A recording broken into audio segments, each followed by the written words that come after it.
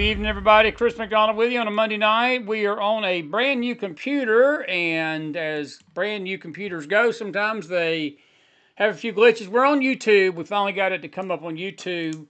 We're having a problem with Restream. We'll get it fixed. And but we're here tonight, and we hope that you are having a good night. We got a lot to talk about. We'll try to keep you as short as possible. But there's a lot going on tonight in the news, and we will be doing our best to share that with you tonight. Hopefully tomorrow night. We may have to go back to the old laptop for a few nights until we get this fixed with this new one. But anyway, we're grateful to have you tonight here on a Monday night Smack program.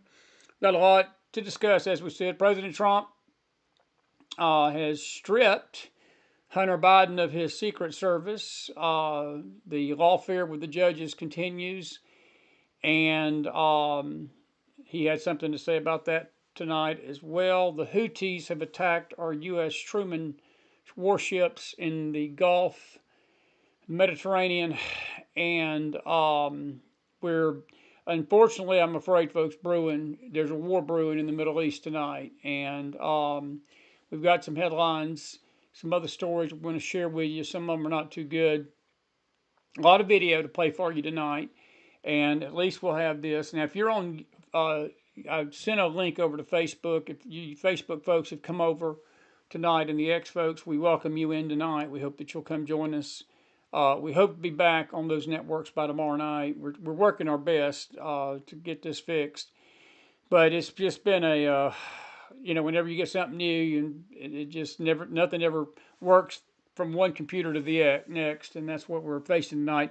I want to get right into what we've got going on tonight. This is the latest out of Syria. This is from Gateway Pundit, or Breitbart, I should say. This is posted today, and Syria's Alawite community continued to huddle in fear over the weekend after hundreds of them were murdered by militants loyal to Islamic government. A former al-Qaeda leader, Ahmed al-Shara, one of the militants, reportedly posted a Facebook video of himself marching around a ruined Alawite home, repeatedly chanting ethnic cleansing. More details of the March 7th massacre. I don't know what it is about the 7th. They did something on October the 7th of 23. March the 7th now is when they began this. And other minorities emerged from survivors over the weekend, even as militants loyal to Shara's Hunter posted online messages calling for even more violence to crush what they described as an insurgency loyal to ousted dictator Bashar Assad. That's what they're claiming it is. It's just basically an attack on Christians. We got this story on our Telegram room. We encourage you to go see that tonight. It's a very troubling story. They are ethnically cleansing everybody that is not Muslim. I don't know if you heard about this story today. This was a very interesting one. President Trump has raised the question about, we talked about this on the, by the way, kstartalkradio.com. Join us every Monday through Friday, 2 to 3 in the afternoon.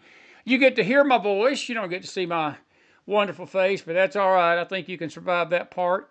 But we talked about this in detail today. The White House said Monday, President Trump, in his social media post, stating that the preemptive pardons of January 6th committee members were void and vacant, while raising the question of whether or not former President Joe Biden's signature was used without his knowledge or consent. Who knows?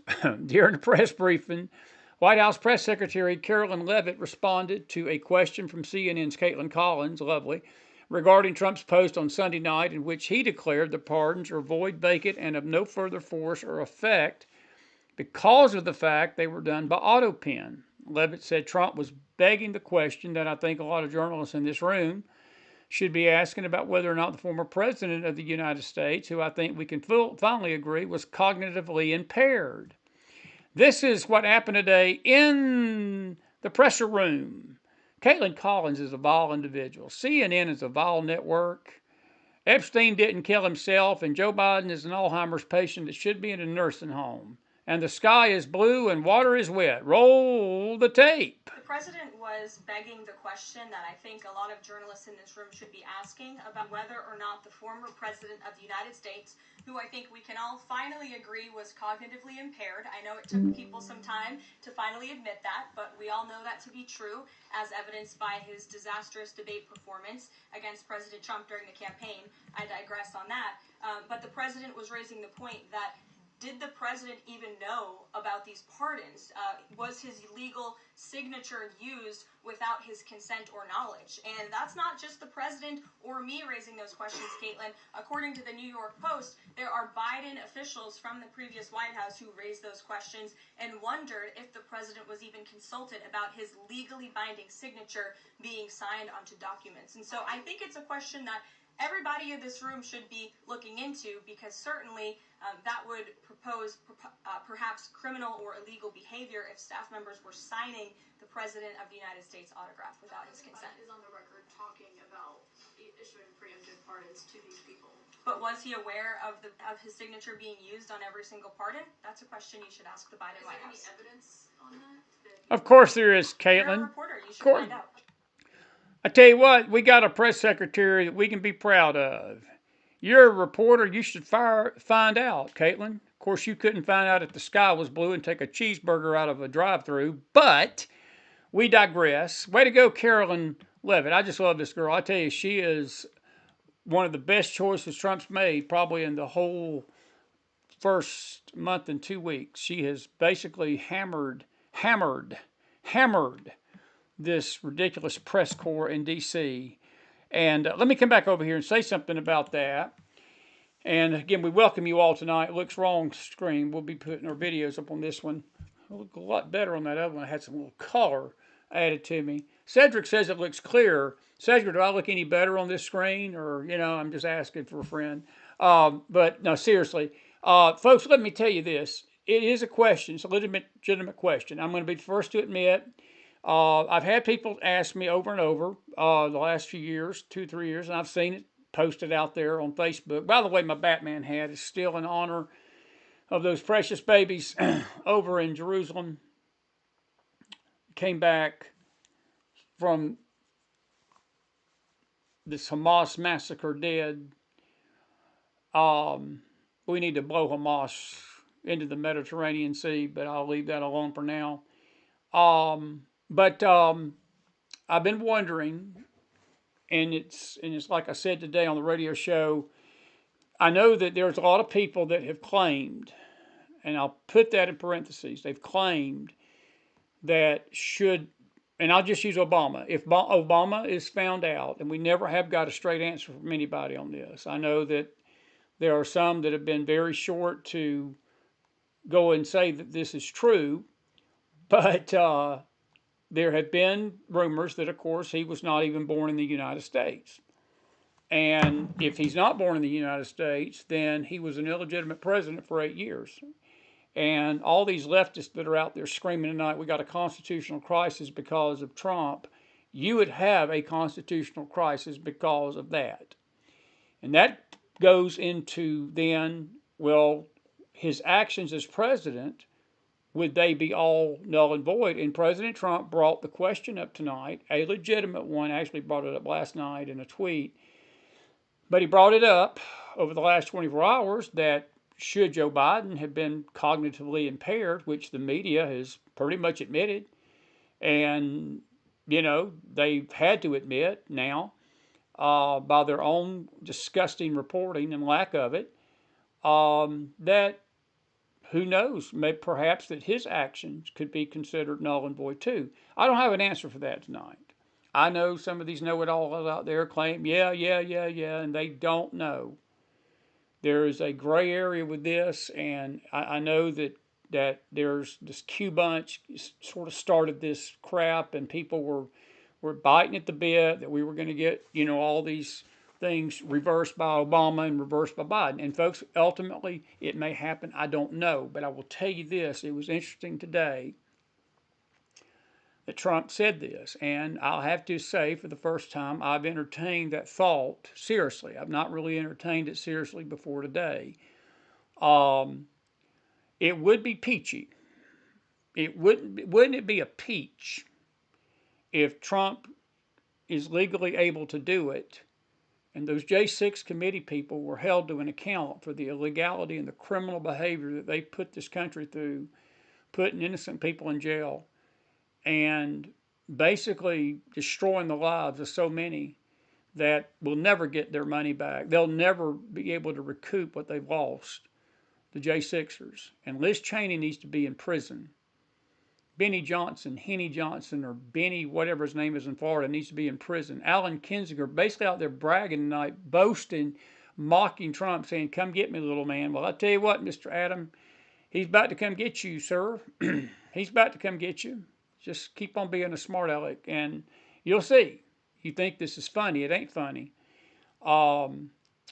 You know, Joe Biden, it's amazing how many pardons he gives. And they're also saying, there was a report out today that 51 of those clemency orders that he gave, and that was a murder of some of the most worst criminals that you could ever imagine being in our justice system, he gave them the clemency orders to them with the auto pen. Exact same thing, and those are going to be brought into question. Caroline Leavitt was asking a great question to the press corps. Why are they not investigating this? They're all about, let's get into Elon's personal business and post about his love childs and children and post about Trump's life and get into Trump's business and make accusation and throw mud on the wall. And Joy Behar came out even today. If you can believe, if the View can get any lower, they're claiming that the 2024 election was stolen by Trump. I mean, the man won the popular vote, first Republican to win the popular vote since 2004. But he stole the election. This media is vile.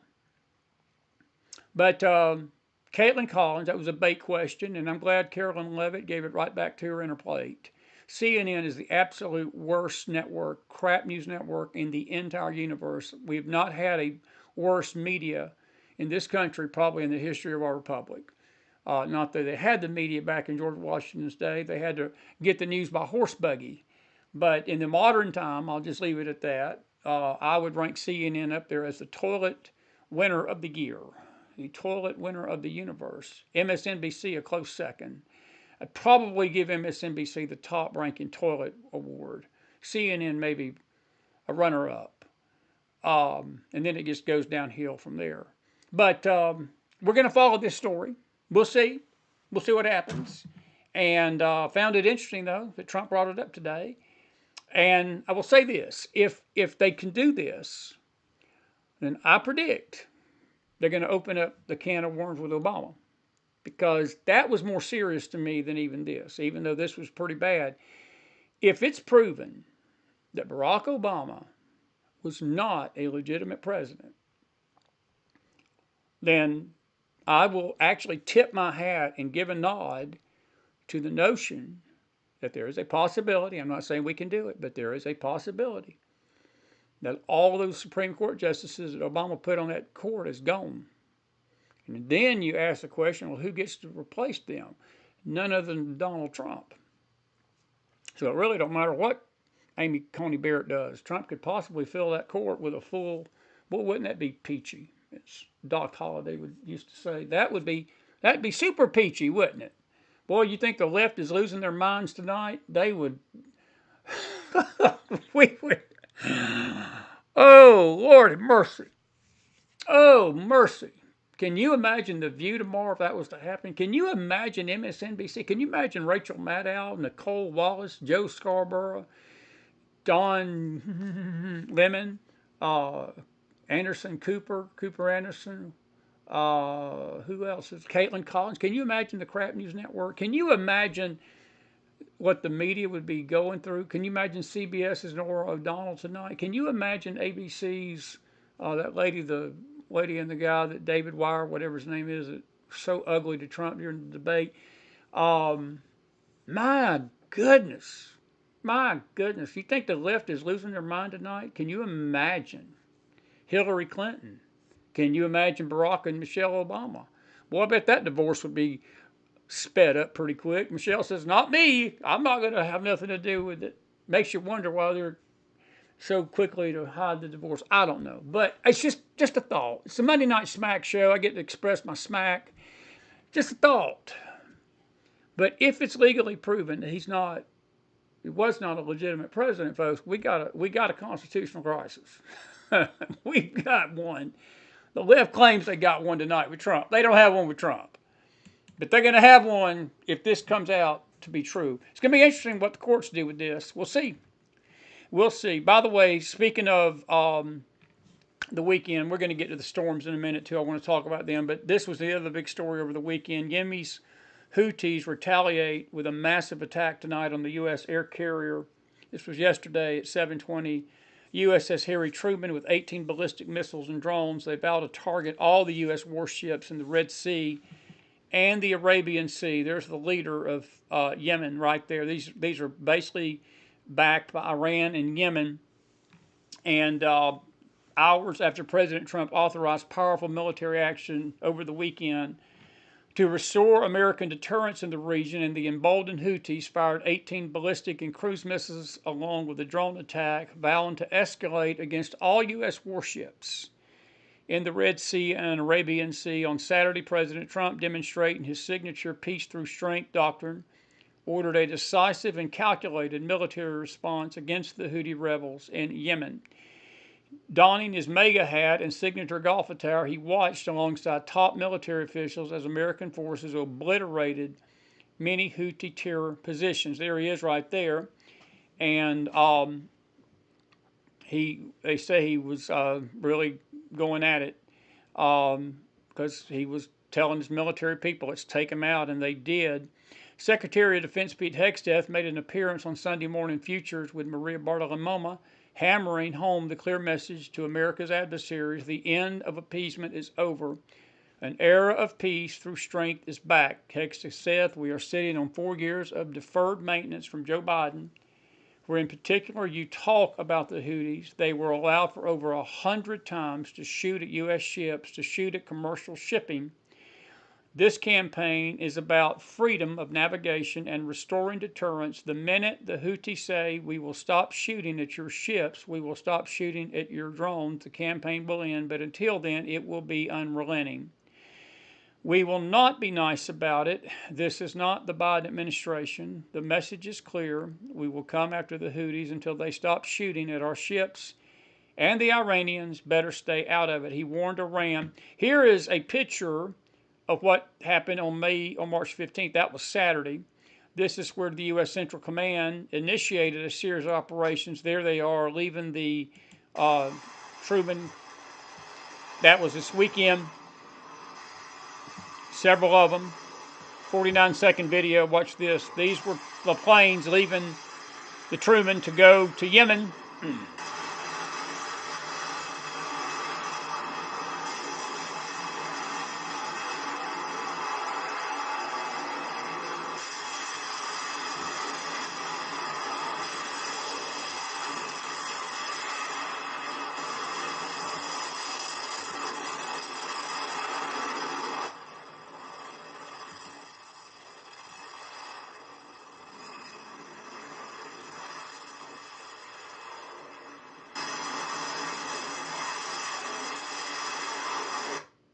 And that was what we did on Saturday. Now, this is the response. You gotta love this guy. You're going to see the, I don't love them. I'm not talking about that in a kind way, but you got to laugh at these leaders like this, these podunk dictators that think they can stand up to America with toughness. This is the Yemen leader, Abdul Malik al-Houthi, leader of the Houthis. He warned that his militants will now target Israeli shipping in a desperate attempt to gain leverage. He also declared that all American ships were now banned from entering the Red Sea, like he can tell us what to do. And here he is, right here. This is the one and only. Roll the tape. شن العدو الأمريكي عدوانا سافرا على بلدنا خلال الساعات الماضية بأكثر من 47 غارة جوية استهدفت مناطق عدة في محافظات صنعاء وصعدة والبيضاء وحجة وضمار ومارب والجوف. وارتكب العدو الأمريكي عددا من المجازر حيث أدى هذا العدوان إلى استشهاد وجرح العشرات في حصيلة غير نهائية. وردا على هذا العدوان نفذت القوات المسلحة بعون الله تعالى عملية عسكرية نوعية استهدفت من خلالها حاملة الطائرات الأمريكية USS هاري ترومان والقطع الحربية التابعة لها شمالي البحر الأحمر، وذلك ب18 صاروخا باليستيا ومجنحا وطائرة مسيرة في عملية مشتركة نفذتها القوة الصاروخية وكذلك سلاح الجو المسير والقوات البحرية. And that is one of those moments. I wish I had my meme tonight. Do you understand the words that are coming out of my mouth? I don't have that on this new computer tonight. But Baghdad Bob, Cedric, I was just thinking of the same thing. Or Jennifer, I was thinking of the same thing. Baghdad Bob, we're not losing. We're not losing. We're not losing. I got news from Mr. Houthi. We're going to blow you into the freaking Mediterranean. You keep attacking our ships. Yemen is going to be goner. It's Gomen. And this is the map where some of these attacks, you can see the Suez Canal and the Mediterranean Sea. There's the Red Sea. And this is, the Houthis announced the U.S. ships are banned from passing through the Strait and the Red Sea. Now that's where this area is up here in the blue. And the Persian Gulf is over here. And this is Qatar. You can see the map there. Folks, let me just say this about this tonight, and I mean this very seriously. I'm making a little fun of the guy. But look, these things can escalate quickly, and do not believe and don't think Iran's not going to involve itself in it. They're already doing it. I don't doubt that there will be other attacks on our warships over there. They're baiting us up. They're baiting us up to draw us into this conflict. I'd be concerned if anybody else other than President Trump was in office. I think he will show great restraint, and I think that he will do what's right to protect our ships. I can tell you this, it's like Pete Hegseth said, they've attacked us over 100 times in 4 years. That's going to end. That's going to stop. But we don't want a Middle East conflict. They're going to try to bring Israel into this. They're already warned that they're going to attack Israeli shipping. I guess the Israelis are going to have to show some restraint. But this thing in the Middle East is ramping up with the Syria situation. You've got Egypt basically not wanting to talk to Israel anymore. This Gaza situation has not really been rectified. Hamas is still out there to a degree. Hezbollah is still to her north. Syria is showing up. We've got Iran and the Yemen parts of Islam joining forces. Qatar is in this. And our friends in the Middle East, folks, are few and far between. And it goes to what we've really been saying for several weeks now. Look, Israel's our only friend we got. And to hear some of these jackanapes over here talk about Israel the way they do, I mean, it's really sad. It's sad that we treat our friend in the Middle East like a lot of people in America do. And look, if you don't want to believe in her prophetic significance and you don't want to believe in her plan, her part in God's plan for this earth, then, that's fine. If that's not your cup of tea, then be an atheist and don't believe in it. But just from a human standpoint, just from a geopolitical standpoint, it would make sense to me that we would be thankful that we've got a friend in Israel tonight that is doing her best to be America's friend when many times America's not been her friend. I think it's about to change. I know, and I just got a deep sense that Trump is not going to put up with this mess. He's just not. Now, what that looks like on the world stage, I guess, is anybody's guess. But this is a story we'll be following. I'm sure in the days to come, more of this is going to happen. But there is something going on. Here's the attack on the Truman tonight. This happened actually last night around 7 o'clock. Here's the attack.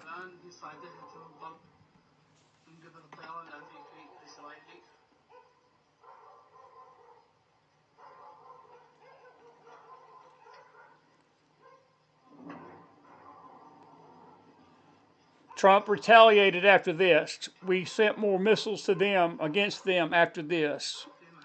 And Charles Downs' tweet basically says that the Houthis are once again learning the hard way that Trump is not Obama and he's not Joe Biden. And that is the truth. But that's some of the missiles that were fired. And that's Jim Hoft, the editor of Gateway Pundit. This is the story out of Syria tonight. This is Agnes Miriam Delacroix. She's monastery of St. James the Mutilated. I don't know about that. But anyway, I wanted to read this story to you tonight. This is something we're probably going to talk about tomorrow on the radio show. Germany, gotta love the Germans, don't you? Has promised $300 million to the terrorist regime in Syria after 10 days of horrific bloodshed against Alawites and Christians by the Islamic HTS regime, while mainstream media continues to ignore the ghastly massacre. First reports are beginning to emerge from Latkava province, where 5,000 to 7,000 are dead and 15,000 are missing. Syrian president, and we got that in quotations, Ahmed al-Sharia, aka Abu Muhammad al-Jalani, I'll just call him Jalani, Joklani, was involved in terror against Shiites and Americans in Iraq as part of Abu Masoud al-Zakari's al-Qaeda in Iraq of 2003. He was arrested by the U.S. military in 2006 and held in Abu Ghraib and other military prisons until 2011. By the way, this was one of the guys the left thought was Jesus. Joe Biden removed him from the terrorist list. He then traveled to Syria, established al-Qaeda's al-Nusra Front, which was then taken over by the Islamic State, funded by his fellow Abu Ghraib inmate, Abu Bakr al-Baghdadi.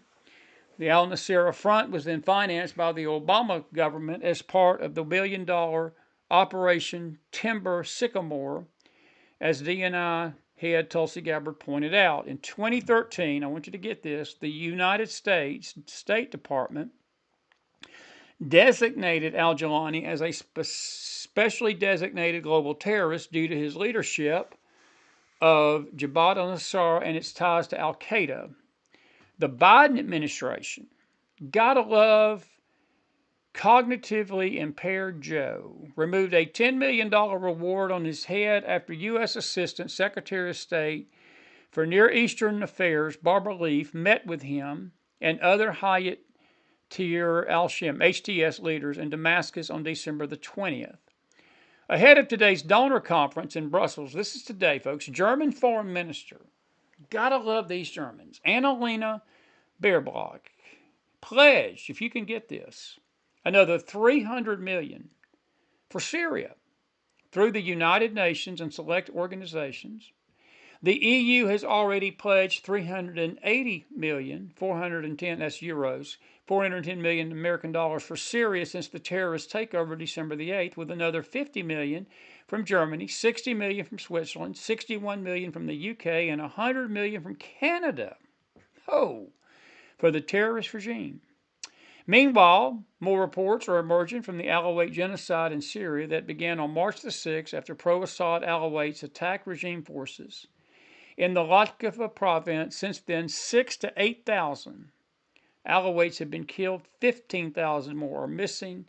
We can't even play this video. We got to watch it on YouTube. I don't have time to download it. But Mother Superior, Agnes Miriam Delacroix, the lady you just saw, has traveled to the Syrian town of Kara to help the victims and recounted. She says that Christians have been beheaded.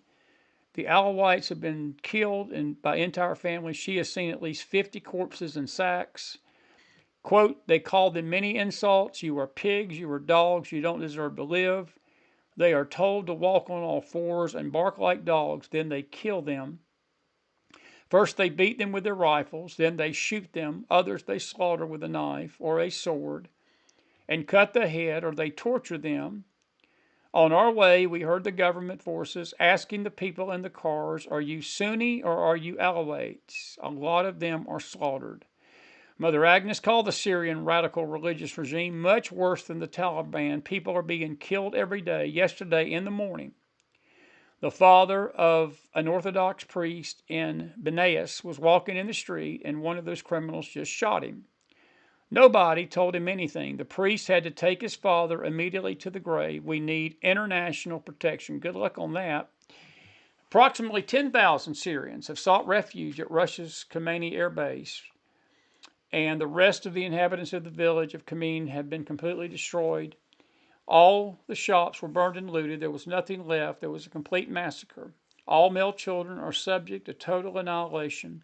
They killed everyone, young children and the elderly. And according to Sheikh Ahmad Asawi of the Alawite Islamic Council, folks, even these folks are not even Christian. These people are just not Sunni. This is a genocide, almost a civil war, but they're targeting Christians. He said that they are talking about 5,000 or 6,000 victims, and that is only what we've been able to record. About 15,000 missing people we knew nothing about. Were they killed? Are they in prison? Are they alive? No one knows. The massacre has forced the Alawites and many Christians to seek asylum in Lebanon because their villages and towns have become places of brutal massacres. The dead lie in the streets, and the shops are plundered. And the story goes on, folks, and it's unbelievable. But this is the absolute, I could read, we've got this story on there. This is, Tulsi Gabbard was right about this. People laughed at her and mocked her, even some on the right. Listen to Tulsi.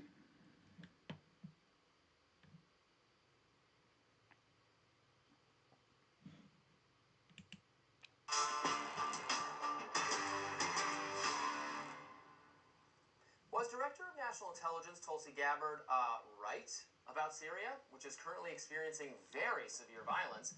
The Syrian Observatory for Human Rights says that 1,300 people have died, including 1,000 civilians.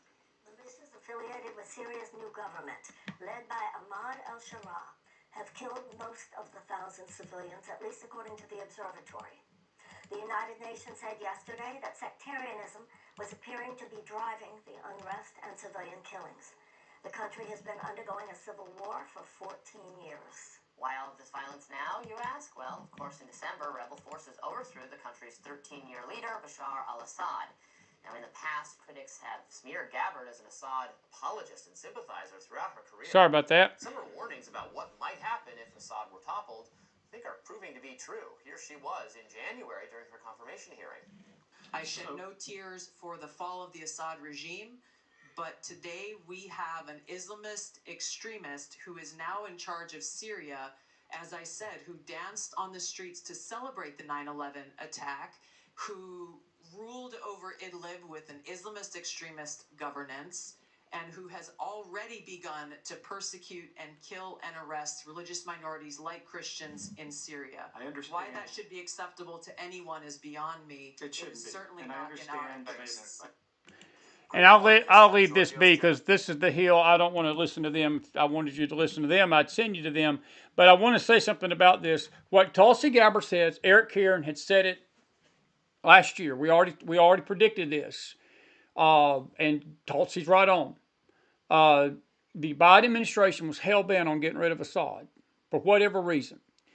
And we've talked about this 100 times. Assad and Putin, even, folks, in Russia, for whatever reason, Assad was very sympathetic to the Christian minority in Syria. I think some of this was this Islamic Sunni insurgency that has taken over the country. Assad was more Shia, and the Sunnis is the same part that Saddam Hussein was.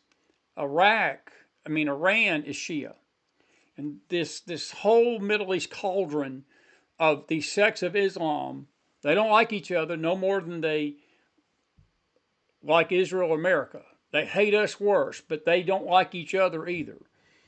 So what turned out to be probably the start of something to clean out the quote-unquote Bashar al-Assad loyalists in Syria, you can thank good old Joe Biden for this. You can thank the United States government meddling in the affairs of another Middle Eastern country, which we shouldn't be doing. But Assad's in Russia tonight in asylum.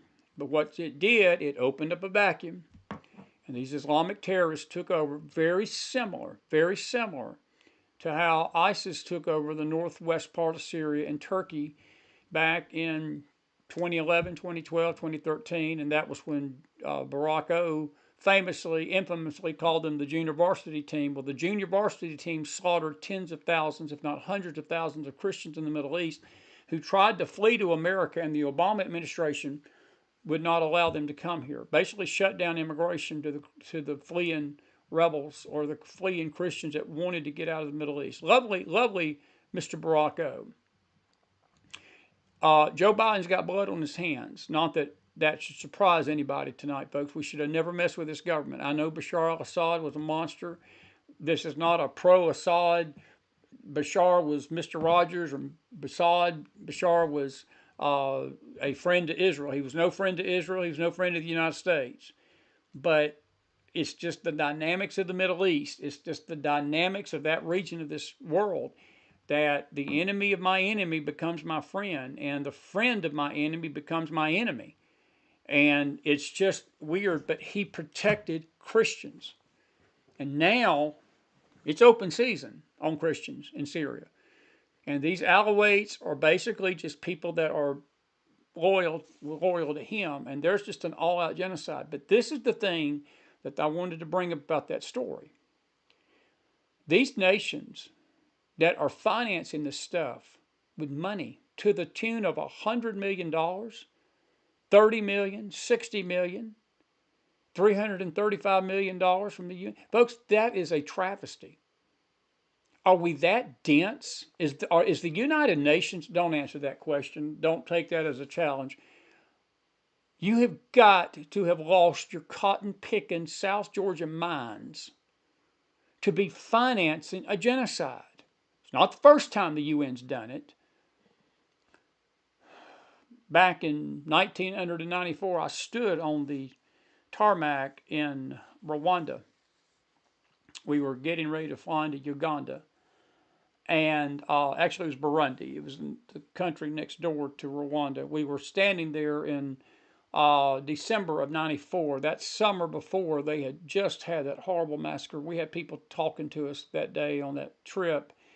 And the way the world sat by and let Rwandans kill themselves to the tune of 1.5 million people was just astronomical. And folks, at this rate, if there's at least 7,000 dead, you got 15,000 missing. It's just a week. It's just started last week. That's 22,000 people in a week. You multiply that out. If this keeps going without the world's intervention, you're going to have 1.5 million, 2 million people slaughtered in Syria. Does the world care? No. The world's financing it. The world's financing it. Corrupt governments are financing it. Why? They hate Israel. They're financing Israel's enemies. Now, I guarantee you, I haven't heard President Trump say anything about this yet. I got a feeling that he's going to speak on this week at some point. There's no justification for this. There's no justification whatsoever. And releasing that $10 million bounty on Jelani's head in December was an act of treason, in my opinion. And among many things that Joe Biden did that was pretty bad and despicable, this is up there in the top 3. And he's opened the floodgates to a modern-day genocide of Christians in Syria. And again, this is not telling you that Assad is Mother Teresa. He ain't. The ironic thing about Vladimir Putin, who has also been made out to be the great evil one, and people are funneling money into Zelensky. By the way, the former Russian president tonight, Medvedev, he's out there telling the West, he's telling the world, stop funneling the money to the dictator in Ukraine. You're getting scammed. You're getting hosed. You're getting whizzed. You're basically getting snookered. There's all sorts of words for it. He's screwing around with you. He's basically taking your money and laughing behind your back. And that ain't coming from Putin. This is coming from a pretty moderate Russian president that was always sort of moderately friendly to America. But the left has made Putin the great evil bad guy. And again, you look at what Putin has done, folks. And we're not extolling Vladimir Putin tonight. He protects Christians. He protects faith, and they've got more freedom. I'll put it like this: during the Biden years, if you were a Christian, you would have had more freedom to worship God in Russia than you would have in this country under the Joe Biden regime. And I can guarantee you this: if Kamala Harris, God forbid, would have gotten into office, none of us would have been safe tonight. None of us of faith, people of faith. I can tell you that. All right. So I want you to follow that. We'll follow that out. Interesting stuff there, isn't it? And it is interesting. No, that's not Marianne Williamson, Jennifer. That was Tulsi Gabbard. That was Tulsi Gabbard. And anyway, all righty. I've got some video for you. Then I'm going to take your questions tonight. I apologize to our Facebook audience. We've got a very good crowd in YouTube. We'd have more tonight, but we've got this XSplit thing is not working right, and we've got to fix it by tomorrow. We're going to work on it. We may have to go back to the old computer, at least for a day or two, until we get this fixed, but we'll work on it. We'll get it fixed somehow or another. I do want to play some video, so I'm going to come over here to my stage, and see, look how you just look like you get a tan. It looks like I've got a tan all of a sudden. I've been to the beach in between commercials. I'll take that down just a little bit. But anyway, got some video to show you, and if you'll bear with me, I've got to get my glasses on so I'll make sure what I'm doing. I really can't see without my glasses. Let's see here. A couple of things, and we're gonna actually take your questions. I know that some of you have been following the rescue of the astronauts. Well, this is one of them, thanking Elon Musk and President Trump. Roll the tape. We're coming back before long, so, don't make all those plans without me. We'll be back before too long. I can tell you at the outset, all of us have the utmost respect for Mr. Musk, and obviously respect and admiration for our President of the United States, Donald Trump. We appreciate them. We appreciate all that they do for us, for human spaceflight, for our nation. And we're thankful that they are in the positions they're in. And they should be thankful, because they would still be up there if it was left up to Joe Biden. He's part of the reason they're up there is political nonsense, among many political nonsensical things that the Biden administration did. And it's grateful that they're very thankful to President Trump. This is Leo Terrell tonight on the anti-Semitism in the country. This is a story we're going to be following a little bit more of. We'll be talking about it on the talk radio show tomorrow. Roll the tape. This is a major victory. It's the beginning of a series of big victories. First of all, this arrest of this individual is an indication and should serve as a deterrent. The Trump administration is not going to allow individuals on a student visa, with a green card, to commit anti-Semitic behavior on our college campuses. You couple this, Harris, with the $400 million cancellation, the task force is sending a message. The Trump administration and Pam Bondi will not tolerate anti-Semitism on college campuses. And I'm very happy that Linda McMahon, the Secretary of Education, has joined our forces on this task force to work with us, because we are going to eradicate anti-Semitic behavior.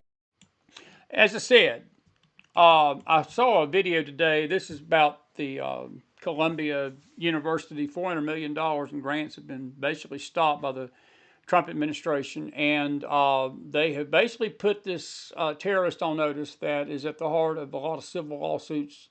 He's trying to stay in the country, claiming that we're violating his First Amendment rights. He can take his First Amendment rights. You're not even here as a legal citizen. You've got no First Amendment rights. You're a terrorist. You need to have your backside sent back to your terrorist-loving country. I got no sympathy for you, and I hope the Trump administration throws the book at you. You need to be in prison, and you keep inciting these riots. You're basically fomenting violence. That's not what our Constitution protects. You've got a right, but you don't have any rights if you're not a legal citizen.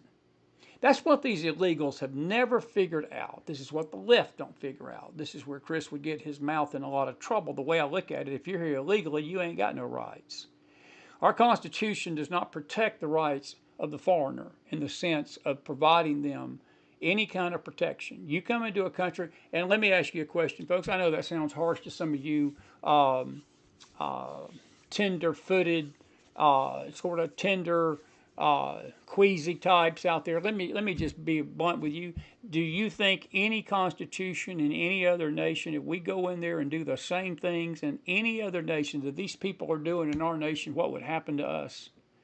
Do you think that if I went to his country, which is basically, I think he's from Syria or one of the Middle Eastern countries, do you think if I went over there and took their flag and started burning it and walking around with signs saying death to Syria, death to Jelani, Jelani's a screwball, and I could use a few other words, do you think that I could stand up and say, hey, I got First Amendment rights here in Syria to say what I want to say?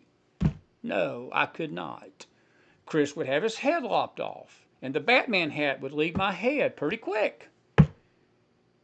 But we allow this crap in our country, and we allow these people to hijack our Constitution. You got no rights, illegals.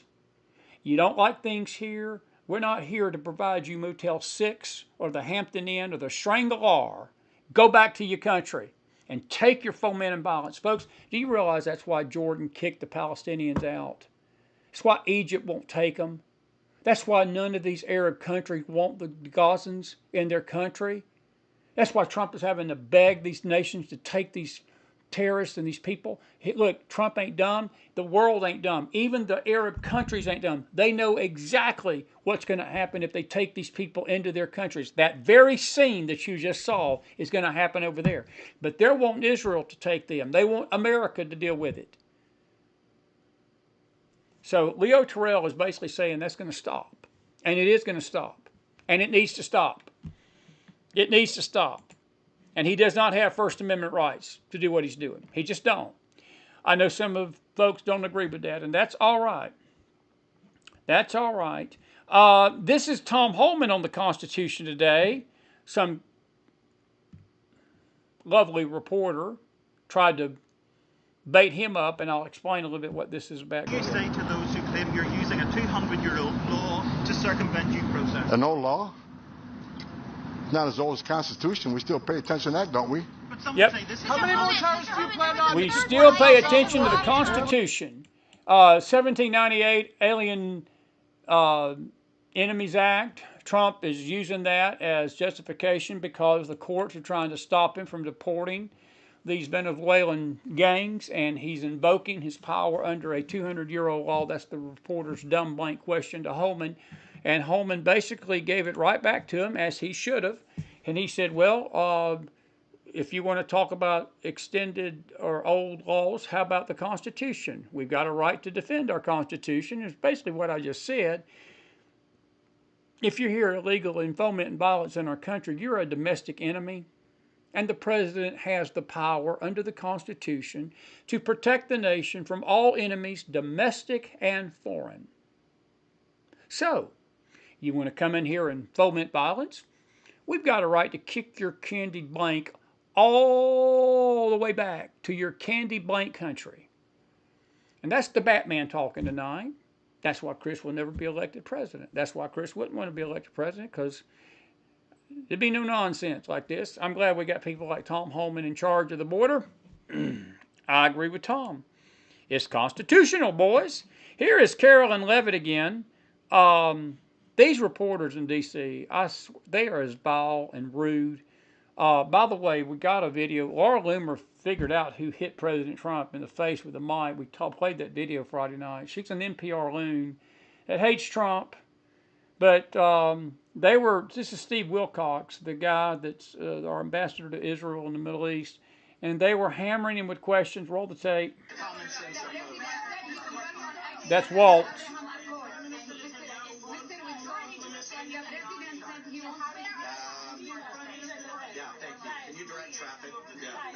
Let's act like adults here. They're generously offering their time to answer your questions. You don't need to scream at them like a bunch of school children.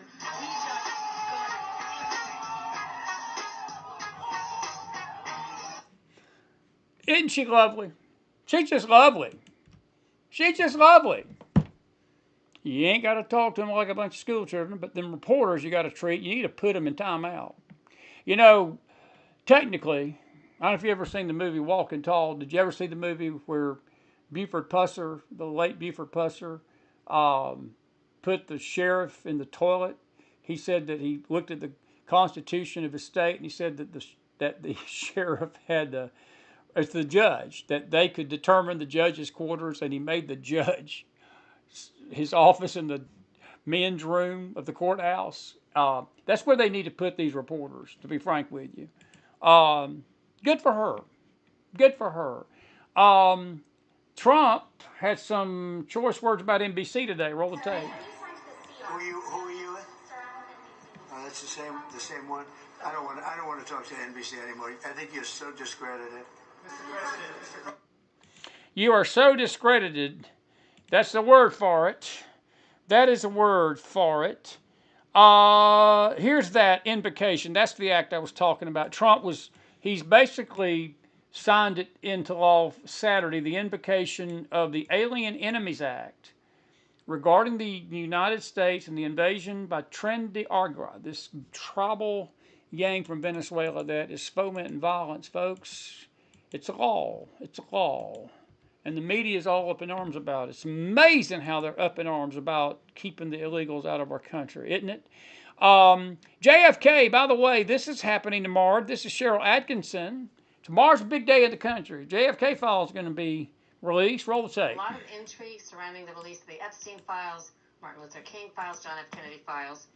Some current and former FBI agents are saying, some of them telling me, that they feel the FBI establishment came out ahead in the standoff sort of with the New York FBI field office over releasing the records, and your Attorney General Pam Bondi demanding them but not getting all that she wanted. Is that process still on track? I think that's one of the most often questions I've been asked the last couple of days, to release these records on Epstein, MLK, and JFK. Well, Pam Bondi's done a phenomenal job in every respect. And there could have been some holdback. I haven't heard too much about it, but they could. But the bottom line is the records are getting out. The Kennedy records are getting out. Those are the ones I really wanted to see the most, were the Kennedys. And during my administration, as you know, I released a lot of them. But then a lot of people started coming in, people that I respected, people that worked for the administration, asked me not to release the rest. And I respected that. They gave me certain reasons, but I respected that. And I did say, I must tell you, I said that probably wish I did release the whole thing, because I have no idea what's in there. But since then they found, and we found, 2,000 more documents on Kennedy. And the one they want most is Kennedy, and it's going to be released. It's moving along, and it's moving along pretty rapidly. It doesn't go that weeks rapidly. Maybe, or longer? I say weeks. Yeah, I say weeks. So, from what we're being told, tomorrow, I'm not sure when this interview was done, but we're being told that tomorrow the JFK files will be released, and Trump seems to indicate they're going to release the whole thing. I got to say something, folks, and I mean this very sincerely. I know that there's a lot of angst out there tonight about Pam Bondi. There's a lot of angst about the speed in which she is doing things, and I want to reiterate tonight, and I mean this very kindly, but I'm meaning it in a way that, let me see, I accidentally messed up and deleted something I shouldn't have. Anyway, I want it done right. I don't care about it being done fast, and I don't care how impatient these cackling hens on the right are. We don't want it done in a haphazard way. I want it done right.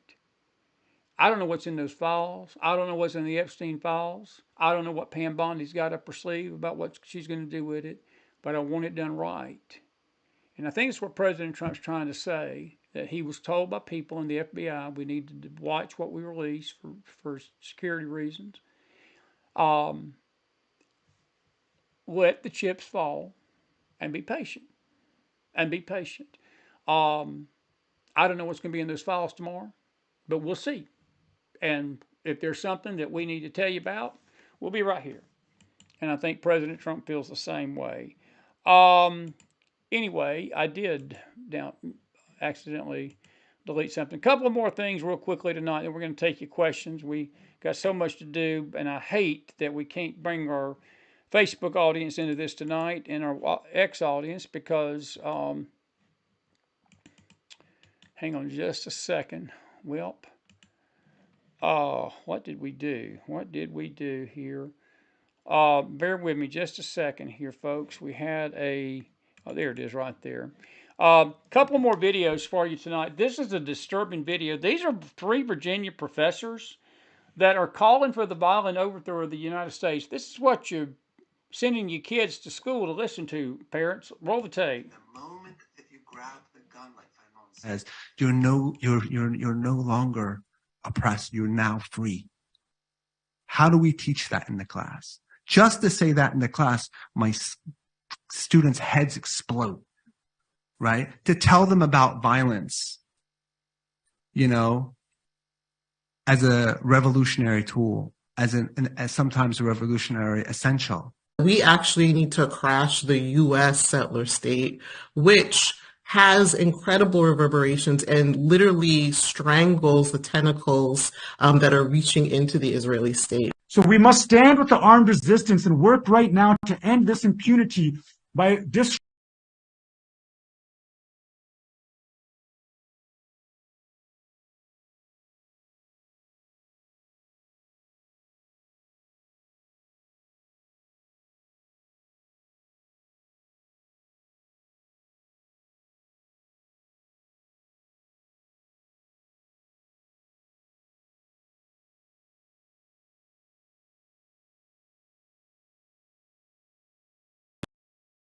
U.S. settler state, which has incredible reverberations and literally strangles the tentacles that are reaching into the Israeli state. So we must stand with the armed resistance and work right now to end this impunity by disrupting the flow of weapons to Zionists. Because trust, the armed resistance will defeat Zionism if it was an open battlefield. Yeah, I've been humbled since October 7th, particularly being in community with folks. Particularly when you're someone who has been doing this work, why stop? This is a profound moment for us, right? And we need to dig in and go harder. I think putting our bodies on the line sometimes to protect those who are more vulnerable, right? To eat tear gas when we should be doing that and not students. I think that's essential. So we have to struggle to crash things here. And my students were very, very clear about this. We have to struggle for Indigenous sovereignty right here on Turtle Island. Like there's no way around it, and there's no looking past it at this particular moment. When that comes time to the university saying, retract that or get fired, I'm confident in myself that I will make that right decision. That is the point of the being guerrilla scholar. I'm sure that you've been snitched on to the administration about the content in your courses. That has been something that has happened for me, and I don't know what our administration is going to do, right? I know the work that I have been doing. I'll tell you what they should do, lady. They should fire yourself, and you need to be in jail. That's treasonous talk, folks. It's treasonous talk by the gentleman before. It's treason. But that's not happening on the streets in Syria tonight or the streets in Iran. It's happening at Virginia Tech, right here in the good old US of A, to your children. And we want to know why the kids are out there protesting Israel and burning flags and walking down with tear gas at Columbia and walking down Free Palestine to the sea and doing the things they're doing. Because you got people like this putting this crap in their heads. I've got about a 2-minute more of this. Maybe I can stomach this, but this is more of what they had to say. Sorry about the sound a while ago. Roll the tape. I know the work that I've committed myself to, and I'm going to continue to do the work, right? People missed out on the significance of what Hezbollah represented, right? Of what the Iranian Revolution represented. And they just fell into the imperialist ideological representation of those movements and forces that were challenging imperialism. Challenge what the settler state, the settlement of the University of Virginia that we're on, which is still a plantation and has all of its plantation artifice up, right? And artifacts. I'm trying to really ride the wheels off of these institutional resources and go for broke. That we have to understand Al-Aqsa flood on October 7th and since then as a really decisive historic strike in terms of not just Palestinian national liberation, right, but it's a historic strike intervening into this. And I apologize for kind of rushing through the anti-imperialist moment of the past 20, 30 years, but I think it's a decisive strike into challenging those two legs of imperialism. Some colleagues who are part of my chapter of Faculty for Justice for Palestine to help us teach Palestinian liberation, right? To teach about resistance. It's not your job to teach Palestinian liberation, lady. It's not your job to be teaching students about Palestinian liberation. I can't stomach it. I just wanted to tell you that. That's what's happening. This is also what's happening in your school system. This one infuriates me probably more than that. This is a lady that got up before a Chicago, Illinois school board. Her daughter was forced to undress in the boys' locker room by the school teachers. And I think this is something separate than what I read tonight. But this is what's going on across America in our schools. And then the advocate for the trans community gets up. She's going to infuriate you even worse than this. And then I'll have to wrap this up because we're running late tonight. We're about right at an hour. And I'm going to take your questions here. But watch this. This is America, 2025. Roll tape. Our next participant is Nicole Georges.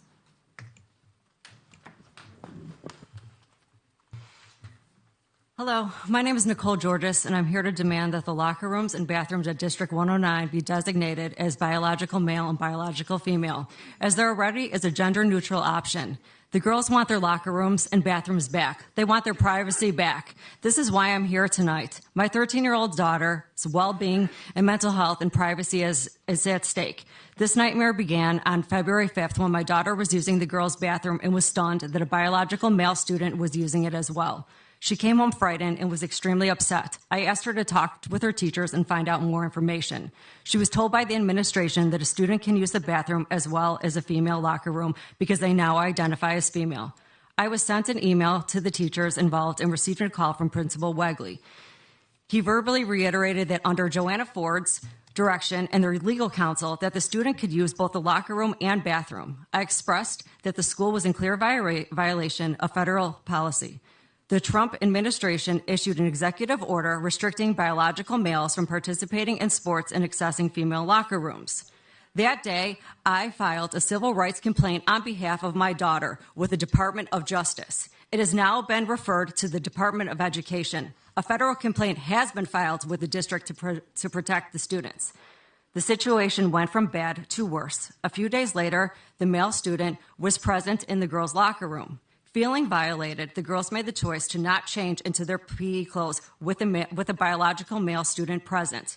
The next day, Assistant Principal Kathy Van Treese pulled the girls into their office, questioning them. The same day, Assistant Superintendent Joanna Ford, Kathy Van Treese, and multiple teachers all came into the girls' locker room, making them change into uniform. This went on all week with the addition of Ginger Laugerman. My daughter refused to take part in having her privacy being violated. How dare they? She ran out and called for me for help.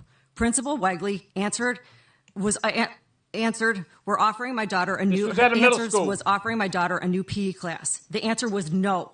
She is not changing for the remainder of the year, and she is not changing into another class.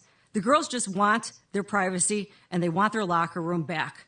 There are gender-neutral options. This is my daughter's story and the story of many other young girls who have been forced at the difficult age to do something they know and most adults know is wrong. Do the right thing, Deerfield, and give these girls their locker room and bathrooms back. Allowing biological males to access girls' locker rooms sets a dangerous precedent that erodes the very foundation of female privacy and safety. By making this decision, the school board is not only disregarding the concerns of young female students and making their families, but also establishing a legal and policy framework that will make it increasingly difficult to protect the integrity of female-only spaces in the future. Now watch the response. Thank you. Watch the response to this. Now you heard the boos. Let me stop it because I want to play the second part of this. We've got about 3 minutes of this. These are the three lovely teachers that did this. Now, the part of this video you will not see, The tranny is going to come up here next and defend the transgender male using the girls' locker room. This person is going to tell the school board, well, it's state law, so screw the feds, screw President Trump's executive order. And you can see Kathy Van Treese, Joanna Ford, Ginger Lagerman. They forced this is a middle school, folks, 13-year-old, to change in front of a boy. There are people, you heard the boos. It was sort of a mixed group. Well, a lot of those folks wasn't booing. A lot of folks were clapping. Well, they're cowards. The board is. They would not answer it. They got up. They started walking toward the exits real quick. And some of these parents, there's videos on X about it tonight, they shut that door and they said, you're not leaving until we get an answer. And this is how you handle these scumbag school boards doing this crap. But I want you to listen to this response, because this is the war, this is the battleground, this is the zone, this is the line that's being drawn in the sand in this country. It's not good. Roll the tape. It was for you when you were talking, weren't you? Yeah, exactly. Becky. While they were talking. Next name. We'll call our next participant, Charles Excuse Friedman, me, please. if we can be respectful of everybody's time here. So. Yes, thank you. I'm happy to go after that one. Thank you, school board. From what I've heard, y'all are following the law, which is fantastic. My name is Charlie Friedman. My pronouns are they, he. I am a trans person. I am the parent of a trans middle schooler. I am also the director of operations for Trans Up Front. It's a nonprofit organization fighting for trans rights. We partner with over 30 major organizations, including the ACLU, Lambda Legal, HRC, etc. We have a protest coming up for trans rights on March 30th, 1 p.m., Federal Plaza. We have and I would like to take a moment to talk about Illinois. We're all very lucky to live in a state that protects everyone here. Specific to today, Executive Order 2019-11, which my kid was standing next to Pritzker when he signed. Yes, an executive order from the governor. And in that order, it's called Strengthening Our Commitment to Affirming and Inclusive Schools, which protects trans, non-binary, and gender non-conforming students from the type of bullying that this parent represents. Did you just hear that? The parent that don't want her girl changing clothes in front of a man, she claims is doing the bullying. This is the battlegrounds, and this is where it's coming down to, folks, whether the executive order is going to be obeyed or the states are going to stick their middle finger up and let this crap keep going on. If I was Trump, I'd pull every freaking federal dollar from the state of Illinois tonight. I wouldn't even let the sun come up in the morning. And I'd let this school board go broke. I would. And if I was Linda McMahon tonight, Linda, your first official task as the Department of Education is shut down Deerfield Middle School. I bet I get a little fire in the house on that one. Also, under the Illinois Human Rights Act, Section 3B-1, the use of restrooms, locker rooms, and changing rooms may not be restricted based on a student's physical anatomy or chromosomal sex. A student must be permitted to access restrooms or bathrooms, locker rooms, and changing rooms that align with their gender-related identity and without having to provide documentation or other proof of gender. Under this act, and it is stated, the discomfort or privacy concerns of other students, teachers, or parents are not valid reasons to deny or limit the full and equal use of those facilities. So your feelings and your emotions and your girl being exposed to this are not valid reasons in their world to stop this.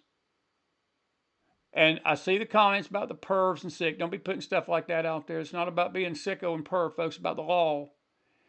There's a spiritual element to this, without a doubt. But there's a legal element to it.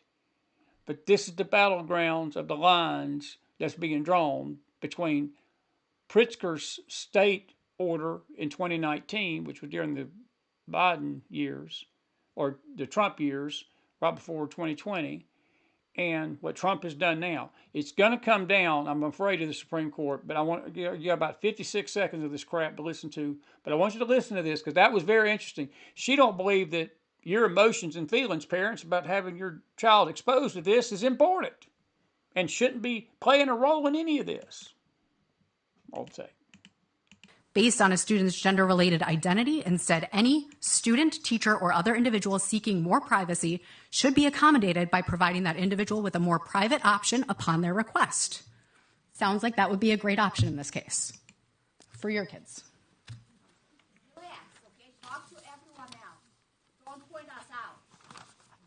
Excuse me. So the excuse whole me. audience is that direction. Excuse me. It's his time to talk. See, right? did you see that? The guy don't even know what to call him. He or her.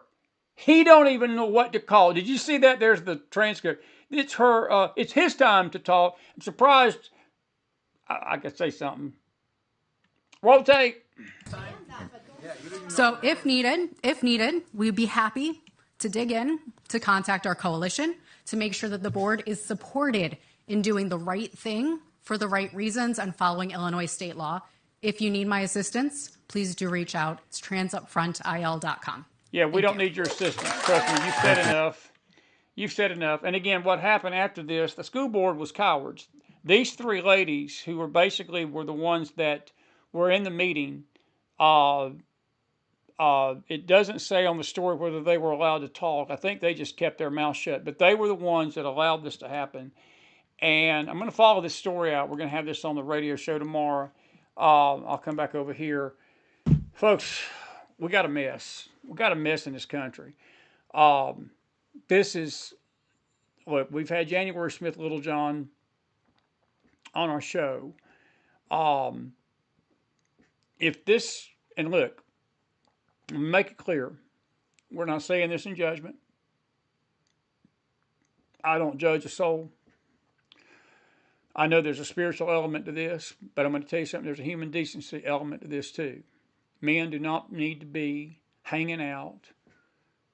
And if you can let me use a little adult speak here, showing their goods to females in a locker room. No more than a female should be doing that in a male locker room. That's just decency. It's just common sense. And we're not talking adults here. We're talking 13-year-olds. I'm going to tell you something. Somebody's going to get sued.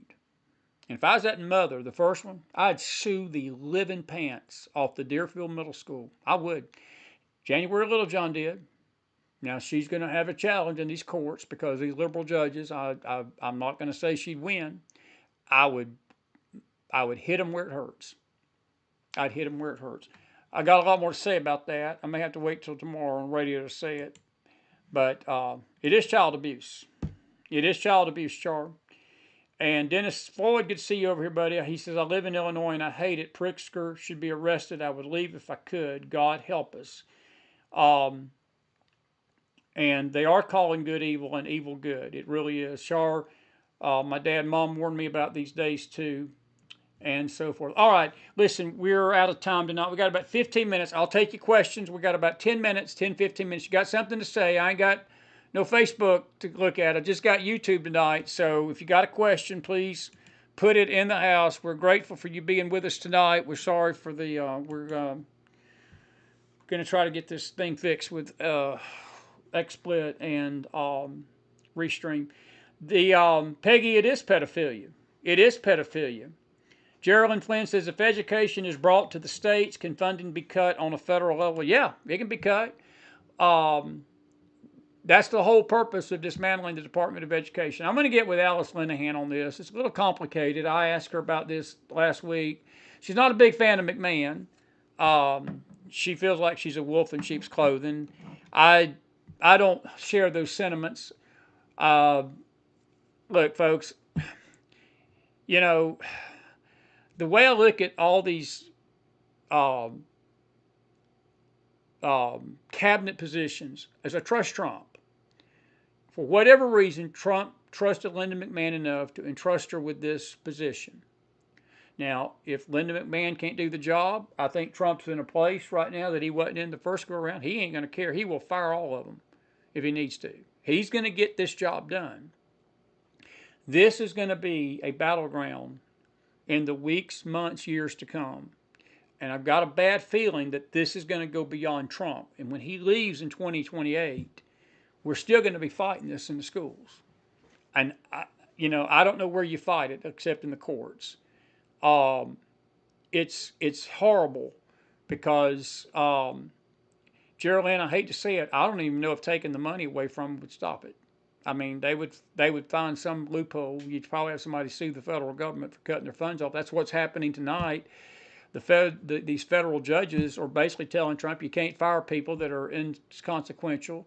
You can't deport illegal aliens. You can't do this. You can't do that. You can't look at the Doge. Can't go in and look at the fraud and waste in these departments. Um, Crap, you've got the Washington judge actually gaslighting the employees of Doge with their addresses out there, telling the media you can get their addresses, you can get their any information you want, which basically puts a bullet on their back. By the way, we got a brand new guest, Dan Globack, my buddy. He's got a friend of his in Texas that was swatted. There was a lot of that going on last week. I got swatted. Some of you have heard my story, some of you haven't. I know what that's like. It happened to me in 2019, and it ain't pleasant when you get a knock on your door in the evening, in the dark of night, and you have 8 cops sitting at your door with guns drawn, telling you to get on the ground, screaming at you, thinking you're about to kill your family. And come to find out, somebody had wired a anonymous text from me and telling them I was holding my kid hostage and my other family member hostage with a gun, and if the cops showed up, I was going to shoot the first cop that appeared at my door. That's going on. My friend Juanita Broderick, she had 3 pizza guys show up at her place last week. She didn't order pizza. She called the police. They fled. But this stuff's getting real. It's getting real. And Geraldine, I don't know. I don't know if that's going to help or not. You know, these people are vile. It's pretty bad. The judges, Tim, are out of control. Geraldine, they can be impeached, and they can be impeached. In fact, Brandon Gill we've got a story on our Telegram room. He's basically offered up impeachment papers for that judge, the Clinton judge that started all this mess about these illegals trying to stop Trump from deporting them. We'll see how that goes, but I think you just have to have a simple majority to do that. I'm pretty sure it's just a simple majority. You're not going to get any Democrat votes for this, but they need to get, and I think the Supreme Court is going to have to step in at some time. But yes, they can be impeached. And I tell you what, the other thing can happen. Trump can ignore it. Trump can try their hand and see what happens. We'll see what happens there. But yeah, as far as your question goes, they can be, my friend. Cedric Gibbons says, would you keep hammering these 80-20 issues or move to the Obama birth certificate? Cedric, I would hammer the 80-20 issues. I don't think the Obama birth certificate, it's too far back to worry about it at this point. I just wouldn't. I mean, it would make for interesting ex post. It would make for it would make our show. We'd be pushing 5,000 viewers a night, Cedric, if that happened, because we'd have all sorts of things to talk about. But I personally, Cedric, honestly, I would be hammering the 80-20 if I was Trump. And I think that it's best just to keep it focused right now. People's memories are so, and it will make him look petty to go back that far.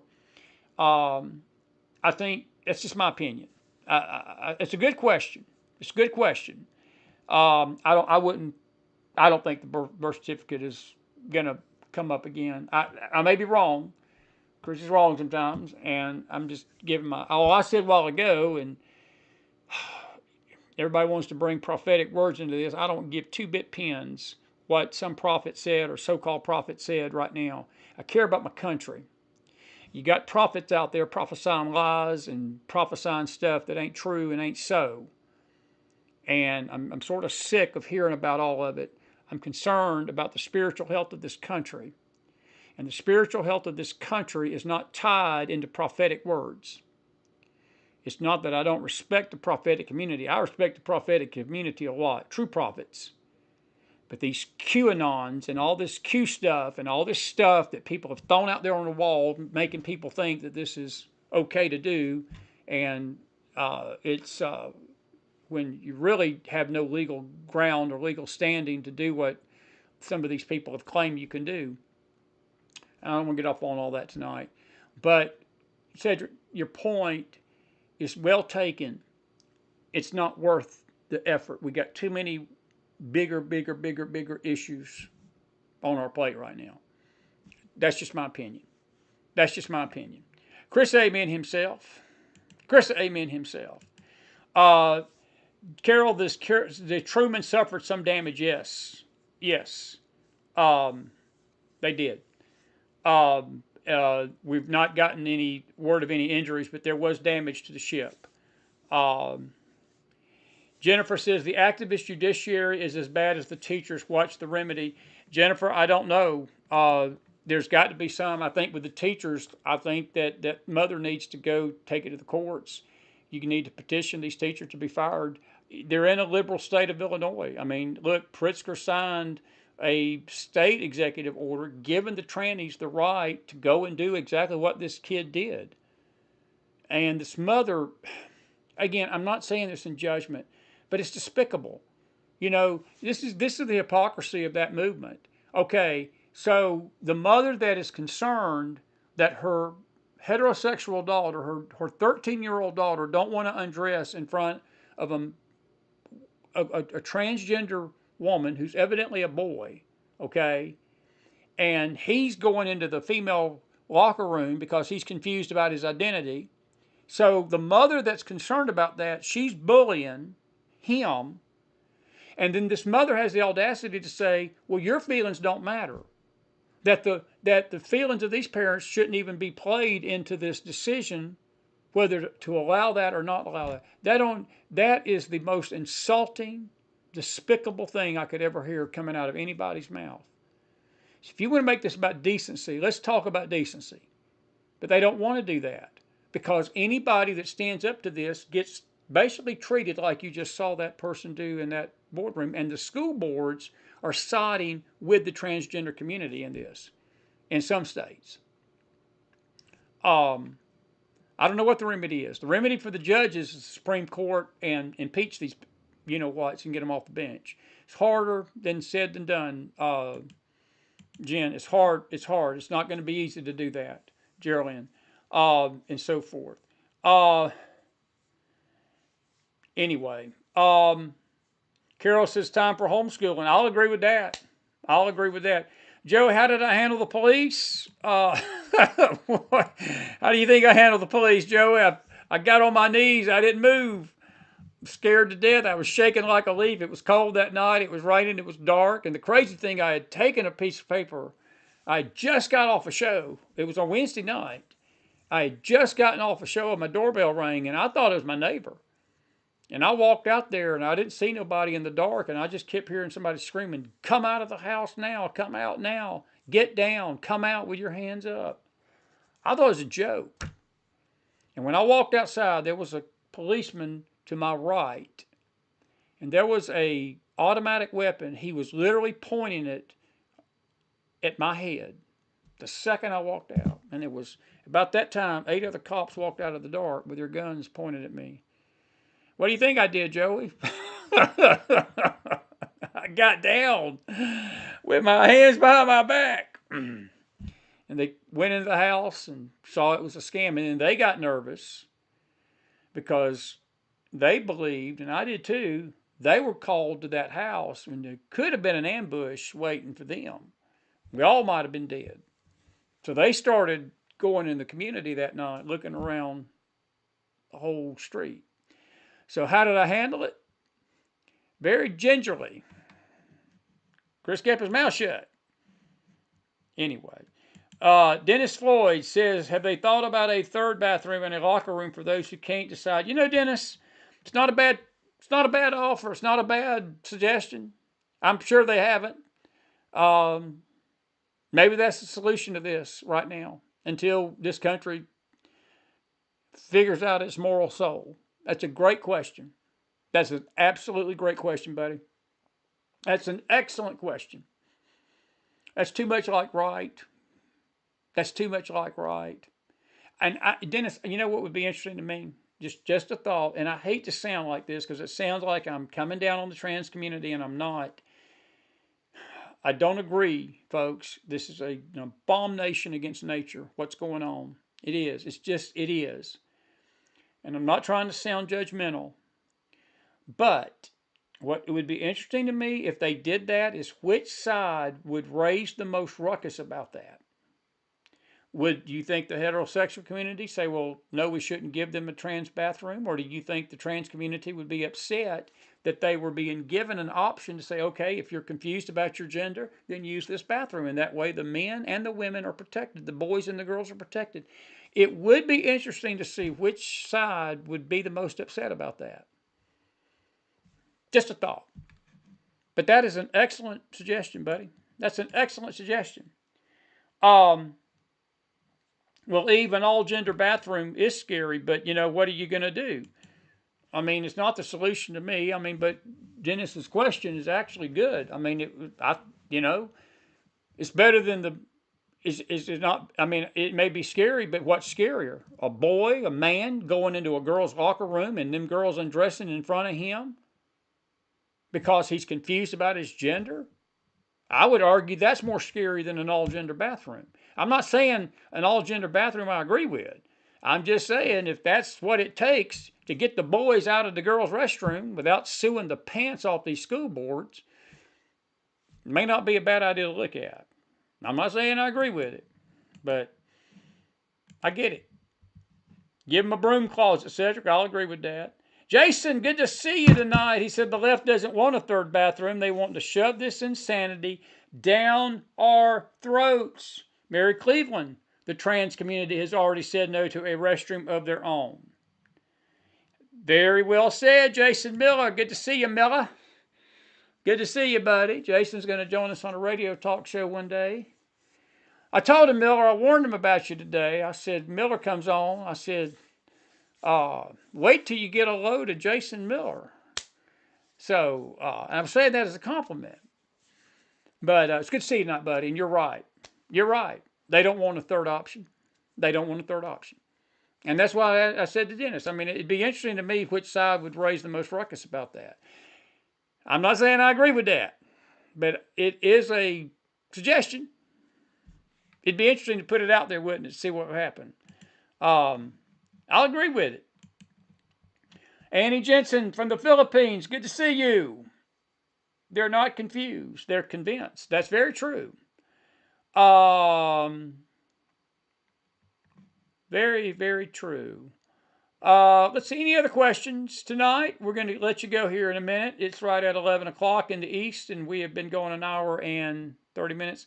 I want to thank you all for being with us tonight. We are really sorry for the situation on Facebook. Geraldine, one other question. I'll answer yours, and then we'll go on. Do you think we're close to getting peace between Russia and UK or the Ukraine? Closer.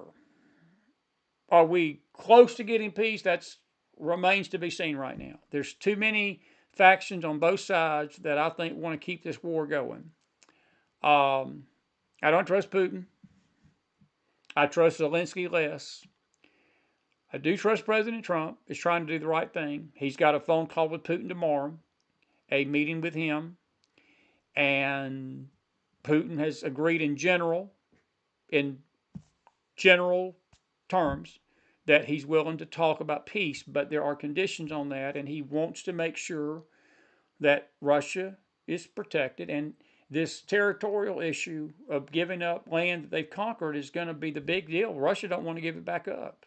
Can you blame them? They've conquered it. And Ukraine don't want to give any land they've conquered up. So you got an impasse. I will just say that they are closer. Whether we're close to peace remains to be seen, friend. It's sad. It's just a terrible, useless war. Over 1 million people on each side have been killed. By the way, before I leave you tonight, our prayers for the people down south in Alabama, Mississippi, Missouri, Tennessee, Georgia, North Carolina. There was 2 deaths in North Carolina from this weather. 44 people have been confirmed dead, and that number may go up from tornadoes that hit 10 different states over the weekend. That's a lot of states. And we had nearly 1,700 reports of severe weather starting Friday, Saturday, and Sunday. We had 2 EF4 tornadoes hit Arkansas on the same day. That's the first time in 25 years that that state has suffered such and seen such. EF4 storms are storms that have winds up to 170 miles an hour, folks. That's catastrophic. Hurricanes don't even reach that strength. That is catastrophic damage. But anyway, we've got some serious weather that hit the country this weekend, and a lot of death and a lot of damage and destruction. And our prayers for those that have lost families, lost property, and have to start over again. It's going to be a volatile spring. It's a volatile time of the country right now, folks. We got a shaking going on. We got a nation in turmoil. Just grateful President Trump's in power. He ain't going to be able to fix it all, but at least we got somebody that's got some common sense in the White House. That I'm confident of. I want to make it clear again tonight, we are not coming down, we're not judging the transgender community. But that attitude that that person had at that school board meeting was grievous to me. And I'm afraid that's the attitude out there in that community. Not everybody, but a great number of them. And we're headed for a showdown in the courts over this, and it's going to be interesting how the Supreme Court ultimately sides with whether they go with the states or they say President Trump's executive order can be enforced. Because I've got a feeling that's where we're headed. All right, I got to run. We're going to try to get this fixed, and we'll be back on all the networks tomorrow night. If not, I'll be back on the old computer because I'd rather be on the networks and have a slower computer than not to have it. We'll have to get this fixed somehow or another. Listen, God bless you. God bless your families. God bless this great nation of America.